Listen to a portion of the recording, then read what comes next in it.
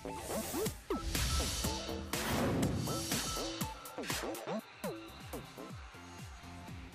Power Smashers nanalo sa first set 25-20 kontra sa Water Defenders sa kanilang huling pagkakataon na makalaban ang Water Defenders sa elimination round ng Reinforced Conference ng Premier Volleyball League. At nung halos kabuuan, kahit paano kontrolado ng Power Smashers yung buong set, Noreen, lamang silang 2-3 at nung may puntong humabol ang Water Defenders, pero tulad nga na sabi mo kanina, Noreen, ang ganda ng timeout ni Coach Nes Pamilar. Saktong-sakto, naputol yung momentum ng Water Defenders at nag-responde naman yung kanyang Power Smashers para maibalik yung kalamangan at tapusin yung first set. Yeah, but we gotta mention really, in the first set, the imports talaga yung gumawa. Ang Porn played phenomenal. I mean, compared to her last game, parang today nagpaparamdam na naman siya that sabi mo nga, ilang awards din yan dati. But before that, look at the numbers in terms of attacks. The Water Defenders actually had 13-11. Blocking is even. Service aces went the way of the Power Smashers, but look at the unforced errors of the Water Defenders, 8 as compared to 3. So, in that first set, really yung mga imports gumawa.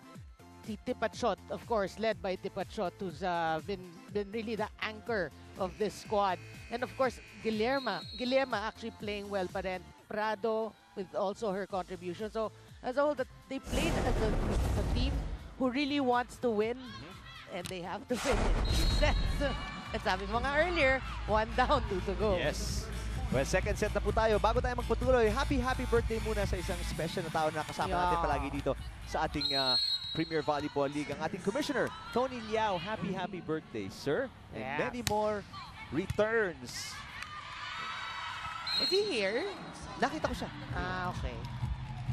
Kailangan natin magbigay galang kay Sir Tony.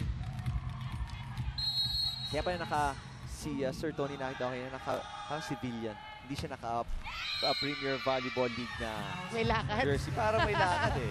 Birthday. Dapat naka-red tayo. Water Defenders lamang ng isa, 2-1 dito sa set number 2. Merong sense of urgency na rin, itong ang Power Smashers. Kasi nga, dahil nga sa sitwasyon nila sa ating standings. Pero Aiko Urdas, ang ganda ng ipinalo doon. Lamang ng 2 ang Water Defenders. Tingnan natin kung mas mabubuhayan ba sila or kulang ba sila sa energy. Ano ba napansin mo nung set number 1 kung bakit medyo nahihirapang makabalik from a deficit itong Water Defenders? I think more what happened there was they lacked defense So they couldn't, diba? We talked about Risa Sato. We didn't see her do her normal quick, diba? So it's really open, they set it to the outside hitters, not too much combination play. So that's what they have to check here in the second set. Daming errors, Oo, 8, diba? 8. So plus 5. Tatlo lang yung errors ng Power Smashers. So plus 5 points yun. Easy. At ito, speaking of errors, double contact again. Tatawag kay Jasmine Nabor. Yeah, speaking of errors, actually, yung score natin, diba, 25-20. They committed 8 errors, 3 lang ang Power Smashers. So the 5 points is there. Ayun na yun. Translated into the first set. Kaya, yun nga, because of the rally point system, Noreen, talagang hirap din pagka error-prone ka na koponan, madalas nga magkamali habang tuloy-tuloy ang laro. Yeah. And you have to realize also that, when you commit these errors, ikaw rin yung momentum mo nasisira. Jackie Yapa, yung palo wide o labas po outside. Pero ang ganda sana, yung running spike niya, na-clear niya yung mga blockers, naiwasan niya, pero yung palo masyadong tumagilid. Water Defenders lamang ng 2. 5 serving 3. Good serve. Yun po si Lek Tipachot. Guillerma. Ito kay Arocha. Cross court. Lampas din lang ng konti. That was close, ha? Pero obviously, right now, the weakness of itong Water Defenders is the center. Kaya maraming puntos din ang Power Smashers when they were dropping to the center. Ulitin. ni Jackie Hiapa, and off the block. Yes, yun yung gusto nilang mangyari kanina nung first time na nag-running set dito sa second set si Hiapa. Puntahan natin si Angelique Manto. Eric and Noreen, maaga-agang nag-warm up itong si Vera Guillema kanina dahil siya yung main setter ng Power Smashers natin today bilang may pasok si yung isa pa nilang setter na si Alina Bicar at si Dimdim Pacles. Pero walang kaso yon dahil hindi lang pala sa loob ng court pinag-aralan at kinilala nitong si Vera yung kanyang teammates, pero sa labas na rin dahil roommates niya yung dalawa nilang Thai import na si Lecty Pachot at si Jackie Hiapa. Sa katunayan, nadala na daw nitong si Vera yung si Lec at si Jackie sa Divisoria at ginawa nila yung paborito nung dalawa, ayun daw yung mag-shopping ng damit at ng mga pasalubong. Pero iba rin yung communication skills nitong si Vera ha, dahil pangarap pala nito na maging isang field reporter o kaya maging newscaster. Kaya magandang training ground din na kasama niya araw-araw at kausap yung dalawang Thai imports nila for her vocabulary and communication skills. Eric and Noreen? Salamat, Angelique. Well, unang-una, baka makasama natin ito balang araw. Oo Si nga. Guillema, no? Kung mahilig siyang mag-report and all that. Pero nakakatuwa naman na yung ating mga Thai imports, si Hiapa, si Lecty Pachot at si Jackie Hiapa na hilig mag-divisoria. Oo. I'm sure, these players have been here. So, alam nila yung what to do, where to eat. Alam So, na malaman nila. paano sila tumawad sa divisoria. Ano na yan, yung role na yan na Guillema. Okay. Power Smashers, humahabol ng konti dito. Isa na lang ang kalamangan ng Water Defenders. 7 serving 6. Underhand set. Arocha ang pumalo. Nabor. Napalakas yung set. Here comes Prado. And net violation again. Marami-rami itong net violation. Noreen para sa Water Defenders. Well, that's why they committed 8 errors. These are unforced errors na kailangan nila i-check because if you're the Water Defender, syempre, even if you want to play all your players, gusto mo pa rin manalo, di ba? And you don't want really to just lose, if ever, by straight sense. Ganda nung serve ni Arocha. Nabor. Oh, good timing for Hiapa dun sa 1-2 play ni Nabor. And we're tied. No, sorry. Lamang na ang Power Smashers ng isa dito kontra sa Water Defenders.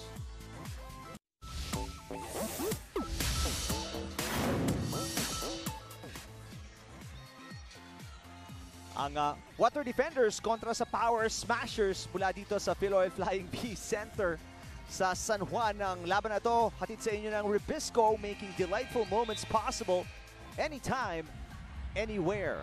At tulad po na sabi natin kanina, Power Smashers lamang ng isa, 8-7 kontra sa Water Defenders. Hatid ng napakagandang block ni Jackie Hiapa kontra kay Jasmine Nabor. Pinakamalaking kalamangan kanina ng Water Defenders, 3 eh. So, gandang habol to para sa Power Smashers at napapakita nila rin na kahit na yun nga nalalamangan sila at yung momentum mula sa kanila kaya nilang ibaliktad Yeah, kasi they see the importance of today's game. You can see the leading scorers, Tipachot working hard with 8, Amporn with 6, Boli with 5, and Keddy with 3. So it's really the battle of the imports in today's game. Yan po si Lecty Pachot with 8 points and yung compatriot niya may 6 rotation error. Errors talaga, sakit ng Water Defenders ngayon. Maybe because yun nga, this is a no-bearing game para sa kanila. Yung hindi ka masyadong as attentive, concentration mo hindi ganun ka tutok. Well, which is, I don't think, is the right attitude because I mean, you're playing the game that you love. Pero has it ever, I mean, you played sa UAP collegiate career mo. Has it ever happened that you're there pero you're not really there because yun nga, your mind is somewhere else? No. Serious ako eh. When I was playing, every time I go to a game, it's really just, I'm so excited to play. I'm happy to play. So, sorry. Very quick to answer. Oo nga No. eh. No. Walang, Serious eh, wait no. lang. I'll think about it. Medyo kumapiyos yata yun. Napasigaw nga si Coach Roger Correa. That's true. Kumapiyos yung bola sa kamay ni Guillema. Kahit na hindi na itawag nagawan din naman ng paraan ni Boli para ipuntos yun for the Water Defenders. Si Coach Correa, lalaki yung mata hanggang ngayon Oo nga. Sabi ni Boli, I got your back, coach. Huwag ka na magreklamo, Coach. Ako na, bahala dito. So balik ang Water Defenders sa harap. Lamang sila ng isa, 10 serving 9 and make that an ace, 11-9. Ganda nung serve ni Jasmine Nabor. Ito si Coach Nes Pamilar. Oh, nakita niya the Water Defenders with a 2-point lead. Ay pagkatapos yung hinabol yun, 3-point lead kanina, ngayon nawala na naman. Lekti Pachot with a better reception. Prado tapik. Oh, kanina pa to si Prado na talagang kabisado niya yung butas na yan dyan eh. Yeah, alam niya. You know, that's what's nice about Prado. It's showing us na, you know, yung court sense niya, binabasa din niya yung opponent niya. Ilang beses na siya nag-score with that tip and why not go to that? Attack points, Jovi Prado, 3. Matalinong player talaga to si Jovi Prado eh. Misreceive para kay Jorel Singh. Free ball to para sa Power Smashers. Guillema, lumingon muna, nahanap si Lekti Pachon para makapuntos at pagkatapos silang lamangan ng dalawa, 2 straight points din naman rin ang sagot ng Power Smashers. Yeah, just overpowering the blockers. Tira mo, yung blocker nandyan, pero ang lakas talaga ni Tepachot. And you know, that's how smart the player she is. She angled her hit, diba? I mean, through the arms of the blockers. Di ganun kalakihan to si Lekti Pachot, ano? I'm guessing 5'6", 5'7", ano? Pero yung leaping ability niya, tama ba ako? Tansya ko? Titingnan mo na rin eh. I think around 5'7". 5'7", oh. Mamaya tatayo ako. Tingnan natin. Who's taller? Power Smashers, 3 straight points. Lamang na sila ngayon ng isa, 12-11. Oh, sasagot si Boli. Power versus power. Siyempre, hindi magpapatalo si Jeng Boli because you know what's nice about Jeng Boli when she first played here in our country? She had so much power. Yung parang superhero tingin sa kanya na lahat ng fan. No, really. Parang ganun kalakas. Singh. Outside. O, teka muna. One lines judge says outside, one lines judge says inside. And may overrule si Fernando Velarde. Sabi niya, kita niya, inside nga daw. Inside nga. Good decision by the first referee. Clearly. Conflicting yung calls. So, the flags went opposite direction. Saka yung tumawag pa nung inside, yung sideline judge, hindi yung baseline Yes. judge. Yep. Yung baseline judge, sabi niya outside. 13 all tayo. Dikit na dikit. Set number 2. Hindi na babalik yun. Dikit na dikit sa net yung second touch ni Nabor. Oliveros na nagawa sa bola. Pero maganda ng serve ni Guillema. Playing well. Si Guillema playing well, serving well. Serving well. Excellent set status. 8. Another good serve. Yep. Nabor. Angat si Arocha. Yes! Nandun na si Oliveros. Nahawakan niya yung bola pero di ganun kataas yung talbog eh. Kaya diretso lang sa may harap din. Nalaglag yung bola. Yep. The coverage wasn't there. So a 2-point lead right now for the Power Smashers. Looking good, Eric. Seesaw battle na rin, ano? Lalamang ng 3 ang Water Defenders. Babawi ng 5 straight points ang Power Smashers. Lalamang ng 2. Naghahabulan, ano? Oo. Oh, Lekti Pachot. Sinagot ni Boli. Eto si Singh. Blocked! At the net by Marzan. Tipachot with a dump. Yes! 3 points. Yeah. Kalabangan dito ng Power Smashers sa second technical timeout kontra sa Water Defenders.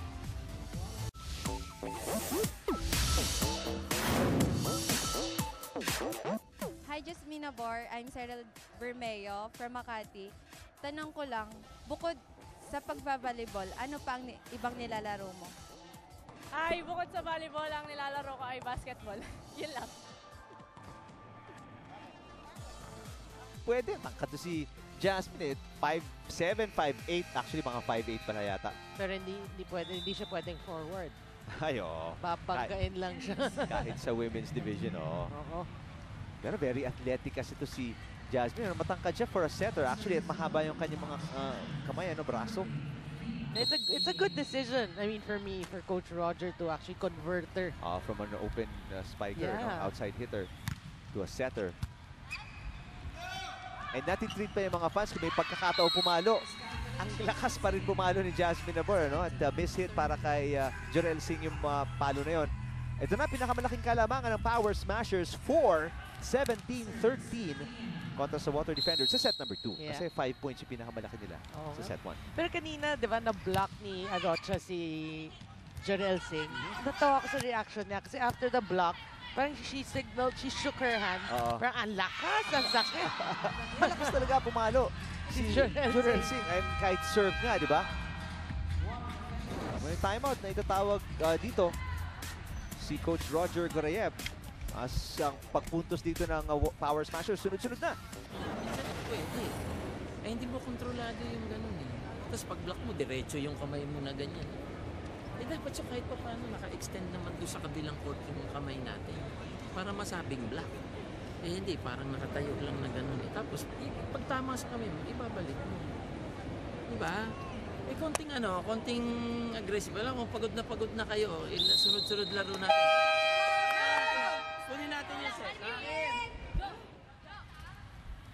Well, a 5-point lead para sa Power Smashers. Sunod-sunod ang timeout ni Coach Roger Gorayev. Pero hindi lang naman sila, no? Lahat din naman ng komponan. Sunod-sunod din talaga yung laro kasi nga siniksik natin yung calendar nitong Reinforced Conference para maipasok yung ating quarterfinals. That's right. And, no, but the thing is, di ba, sunod-sunod na yung laro, ang hahaba pa. Yun I lang. think that's what Oo, para kay puro 5-setter. No? At saka yung masakit Yeah. sa kanila, yung naglaro tayo sa Phil Sports Arena. Naka 5-setter sila doon. Medyo hindi maganda yung kondisyon ng climate control system ng Phil Sports Arena. Talaga si Coach Roger during the huddle, I remember saying, parang lahat tayo nagsasuffer dito because meaning init na siya. Well, nakabawas, nakatapyas ng isang puntos ang Water Defenders. Pero babawi si Lek. Tipat shot, balik sa 5 ang kalamangan ng Power Smashers. Yan ang classic bawi, really, from an error to look at that. Grabe yung talo, no? Perfect timing, perfect hit.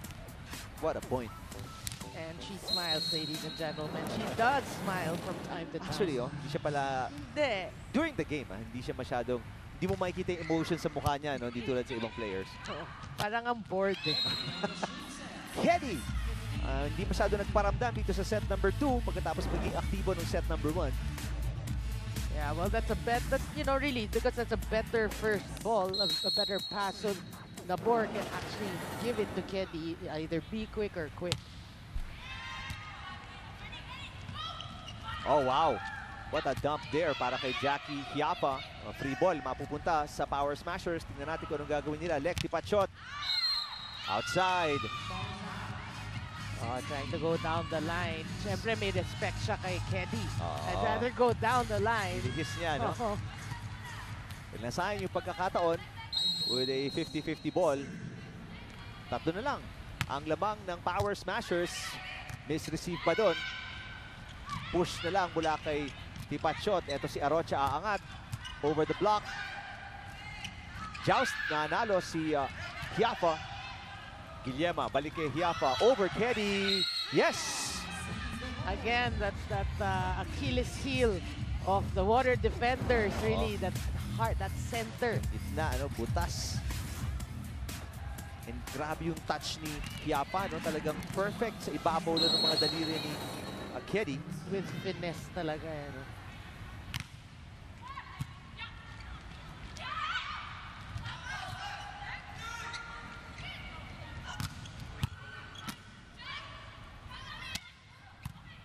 Good rally.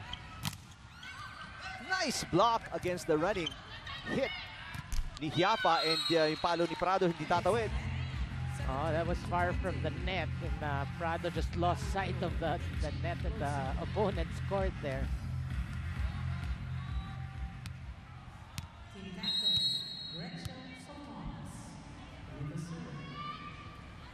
Soltones serving.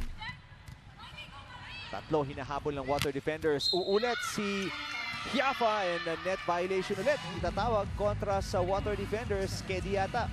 Kedy ba o si Parang Boli? Si Boli yata. Si Boli nga nandun. Parang sumabit nga ng konti yung kaliwa, no? Pero sayang because that was dug. Oo. That spike was dug. Balik sa apat ang kalamangan ng Power Smashers, 21-17. Good serve from Arocha. Pero better reception there. Kenny babawi, yes! Oh, si Arocha just found herself in no man's land. Medyo, tingnan mo, look at the slow-mo here. Umilag ng konti na. Wala pag-asa yung blockers doon. 18 serving 21. Good serve from Keddy. Prado. Miss hit. And na miss-received it. Tit for tat. Sabi ni Prado parang hindi yata tama yung sakit sa kanya. Kinakausap niya si Guillema. Pasok si Andrea Marzan. This is another one player who played well against the Jet Spikers when they beat the Jet Spikers in 4 sets.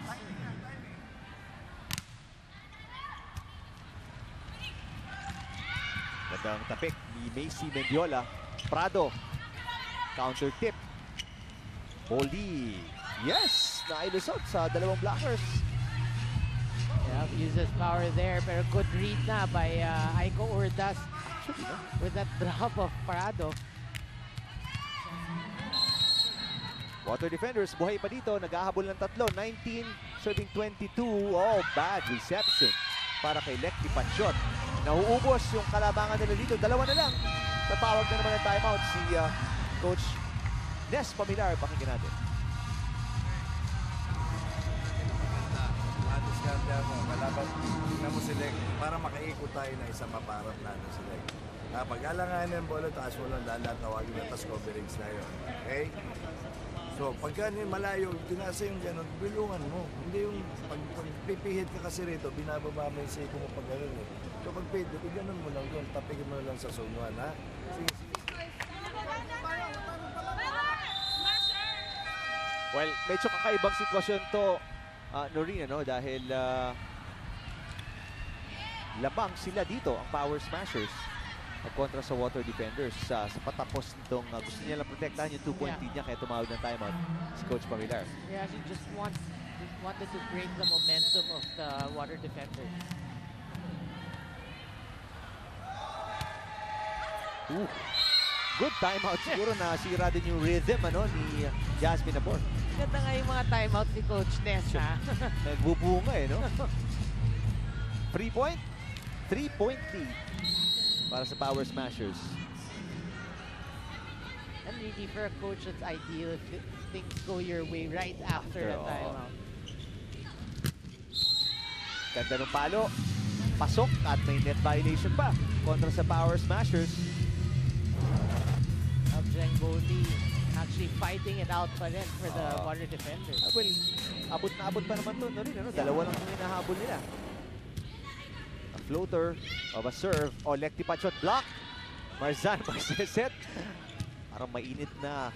Mapaso-paso si Marzan. Inangat niya yung bola. Palo na naman.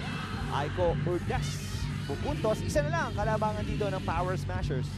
You know, that hit of Aiko Urdas reminded me of the days when before she had that ACL injury. Ganyan na ganyan si Aiko Urdas. Attack, yung approach, yung lakas, Yung lakas, tipat shot. Good timing, hindi niya tinodo, Talagang pinatama, yun ang balak niya, patama lang kay Urdas. May timeout si Coach Gariev dito. Set point na ang Power Smashers 24-22. Sabihin sa inyo, huwag niyong sabayan ng talon. Tumalon siya, talon din kayo. Baka pag takbo niya palabas, takbo rin kayo labas. Kaya kasi matagal siya tatalon siya, ang tagal niya sa ere. Pag sinabayan niyo, pabagsak na kayo, papalo pa lang siya. Hayaan niyo muna siyang umangat. Pag-aralan niyo yung mga spiker ninyo. Hindi yung tatayo kayo doon, tataas kayo ng kamay, tapos sasabihin niyo, bumlock kayo. Hindi ganun. Ang player, pinag-aaralan niyo, sino ba yung nasa tapat niyo? Ano ba style nitong player? Nakikita niyo naman yan. Mag-uusap kayong dalawa. Ha? O, sige. As Coach Gariev, pinapoint out niya yung last play, Kasabay nga naman ni Mendiola at ni Urdas. Si Lekti Panchot lang naman. Definitely like it.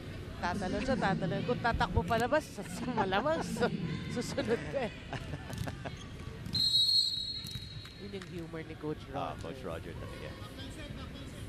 Set point, or two set points actually para sa Power Smashers dito. Good serve na naman para kay Guillema. Soltones off the block, saving 1 set point. Now, but they still need to save one more, and they're hoping that Ketty can actually make a difference in this rotation. Sa depensa, no? Kasi aatake dito ang Power Smashers. Tingnan natin. Guillema, punta kay Tipat shot off the block. Mendiola, aangat. Soltones. Keddy, tinapik. Guillema, balik kay Tipat shot. Wow! What an angle against the 6'4 Keddy. And Lek, Tipat shot. Parang as planned. No rin, ano? Yep, and 2 down. 2 down, 1 to go. Para sa Power Smashers, dikit na dikit. Pero kahit paano sa bandang dulo, aabante at aalagwa pa rin itong Power Smashers. 2 sets to 1 after winning set number 2, 25-23.